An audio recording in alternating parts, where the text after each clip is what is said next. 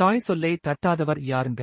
ஒருவர் ரிஷப லக்னத்திலோ அல்லது ராசியிலோ பிறந்து 4 குறியவரான அதாவது சுகாதிபதியான சூரிய பகவான் 2ஆம் இடமாகிய மிதுன ராசியில் அமர்ந்து இருந்தால் தன் தாய்க்கு கட்டுப்பட்டு நடப்பார். தாய்க்குச் செய்ய வேண்டிய கடமையில் கண்ணுங்கருத்துமாக இருப்பார். அதிர்ஷ்டமானது அதிகமான செல்வத்தை இவருக்கு கொடுக்கும்.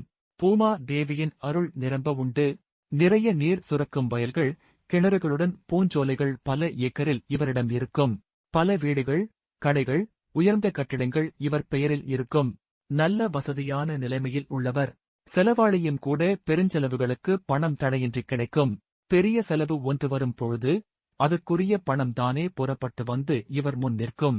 உயர் ரகத் துணி, நகை அலங்காரங்கள், வாசனை திரவியம், கலை நிகழ்ச்சிகள் என்று சொல்லப்படுகின்ற களியாட்டங்கள் இவற்றுக்கெல்லாம் குறைவில்லை. இல்லற வாழ்வு நன்கு மணக்கின்ற பொழுதாக கழியும். அன்பெனும் வெள்ளைப்புறா சோலை தென்றலை கொண்டு வரும். கணவன் மனைவி இருவரது உள்ள கதவுகளும் தெள்ளெனத் திறந்திருக்கும். நுள்ளம் உணர்வுகள் சிட்டுக்குருவிகள் அன்பில் அடையாளங்கள்.